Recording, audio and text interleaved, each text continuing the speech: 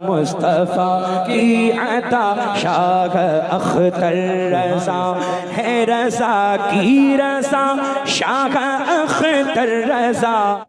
तो इस मनकबत को मैंने सैयद साहब किबला के ही अंदाज़ में क्रिएट किया है।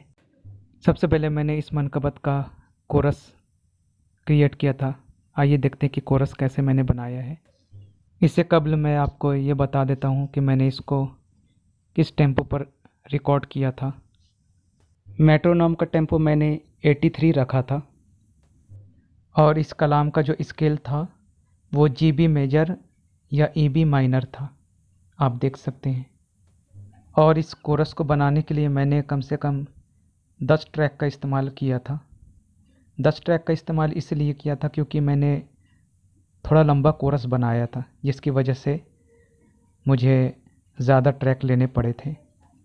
और इस तरह कोरस बनाने से मुझे एक सीख ये भी मिली कि कोरस जो है इसी तरह से बनाना चाहिए। इससे क्या होता है कि अगर आप पार्ट टू पार्ट में अगर बनाते हैं तो अगर गलती होती है तो उसको आप फिर सही दोबारा कर सकते हैं, लेकिन अगर आप एक साथ रिकॉर्ड करते हैं और अगर गलती हो जाती है तो फिर से दोबारा से हमें स्टार्ट से बनाना पड़ता है, जिसकी वजह से टाइम भी ज़्यादा लगता है और माथापच्ची भी ज़्यादा हो जाती है। तो आप स्क्रीन पर देख सकते हैं जो ट्रैक 1 और ट्रैक 2 है वो हमारा फर्स्ट कोरस है। इसी तरह ट्रैक 3 और ट्रैक 4 ये हमारा सेकंड कोरस और ट्रैक 5 ट्रैक 6 ये हमारा थर्ड कोरस। इसी तरह मैंने 10 ट्रैक लिए हैं और मैंने 5 कोरस को रिकॉर्ड किया है। अब आपको एक एक करके सुना देता हूँ।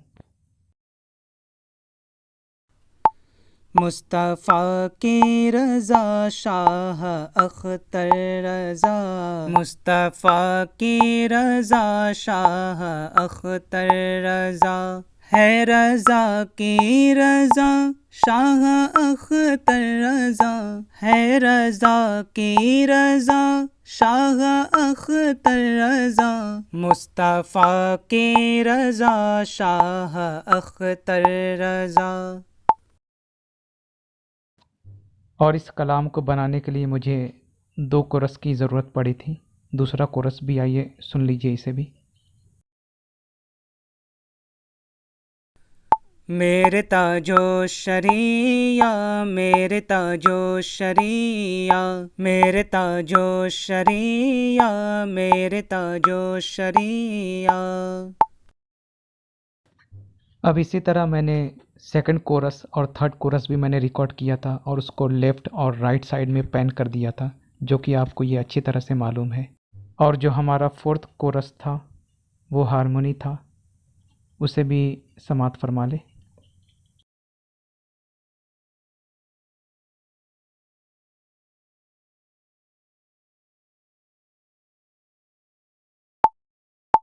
मुस्तफ़ा की रज़ा शाह अख्तर रज़ा, मुस्तफ़ा की रज़ा शाह अख्तर रज़ा है, रज़ा की रज़ा शाह अख्तर रज़ा है, रज़ा की रज़ा शाह अख्तर रज़ा, मुस्तफ़ा की रज़ा शाह अख्तर रज़ा।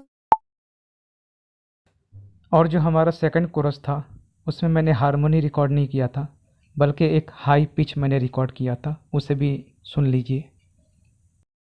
मेरे ताजो शरिया, मेरे ताजो शरिया, मेरे ताजो शरिया, मेरे ताजो शरिया। जो हमारा फर्स्ट कोरस था उसमें भी मैंने एक लो पिच हारमोनी रिकॉर्ड किया था, उसे भी सुन लीजिए।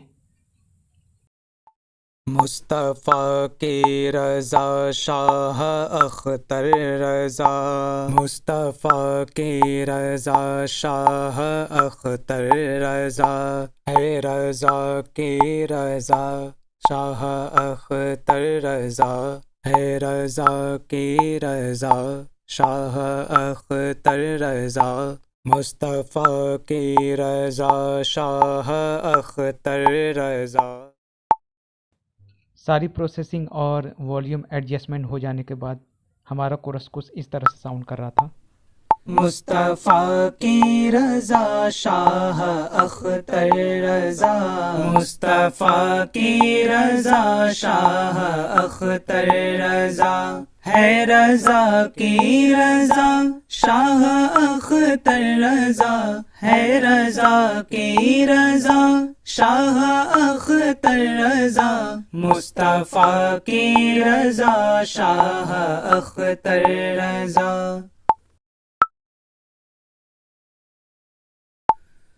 मेरे ताजो शरिया, मेरे ताजो शरिया, मेरे ताजो शरिया, मेरे ताजो शरिया।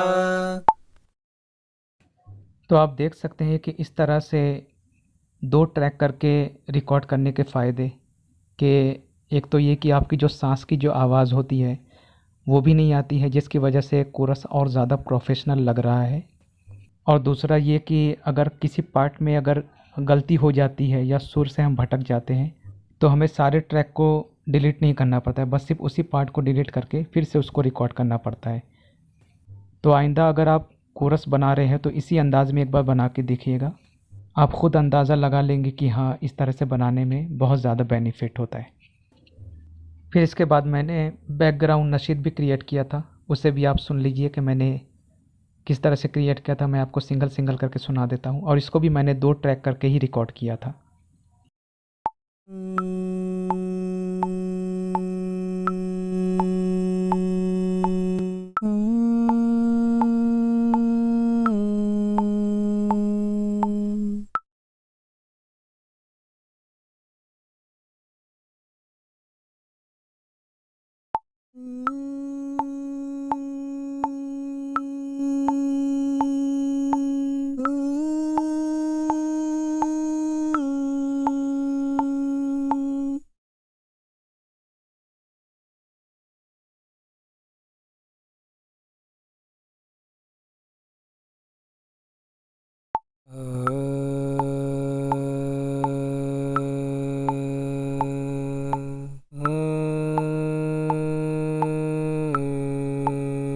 सारे ट्रैक की प्रोसेसिंग और वॉल्यूम एडजस्टमेंट हो जाने के बाद ये कुछ इस तरह से साउंड कर रहे थे।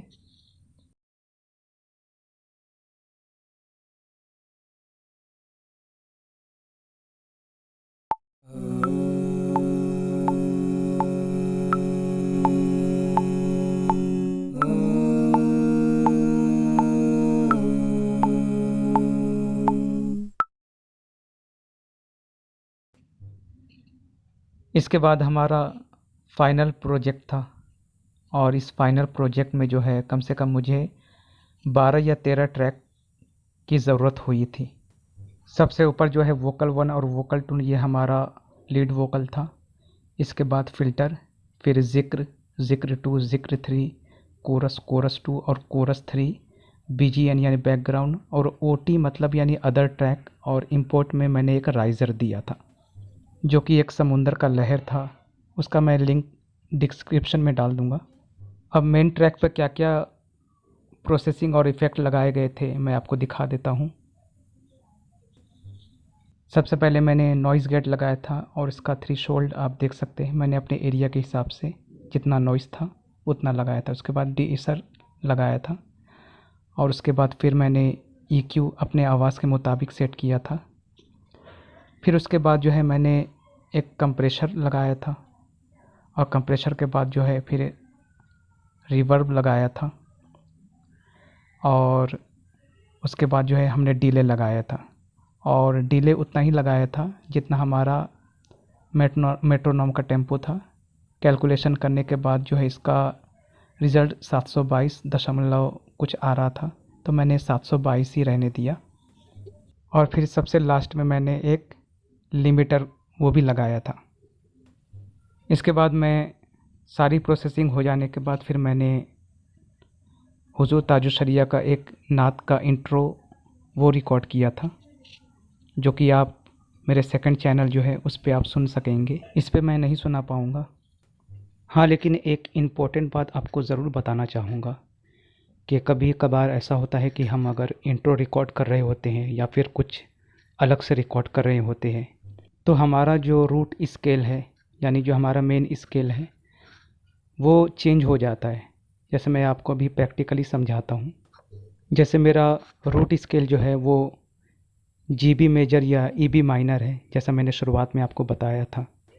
तो जब मैं इंट्रो रिकॉर्ड कर रहा था तो एक सुर ऐसा भी आया था कि जो मेरे मेन जो रूट की है उससे मैच नहीं कर रहा था। इसके लिए मुझे फिर एक OT ट्रैक यानी अदर ट्रैक जो है वो क्रिएट करना पड़ा था। अब मैं आपको प्रैक्टिकली समझाता हूँ कि मैं क्या कहना चाहता हूँ। पहले मैं आपको सुना देता हूँ।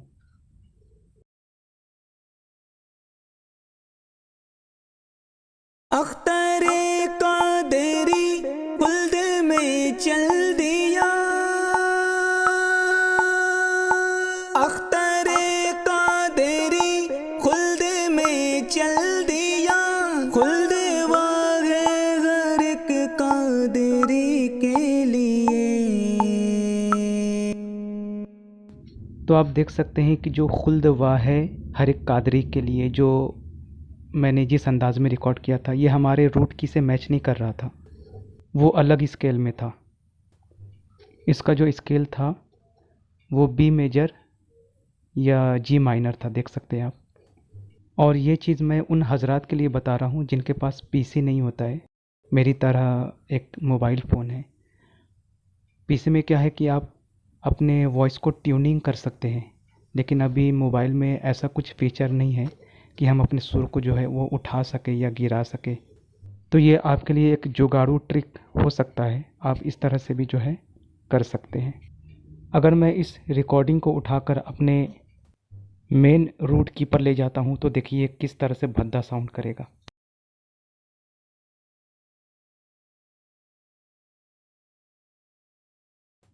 अब मैं आपको सुनाता हूँ कि देखिए ये कैसा साउंड करेगा। आप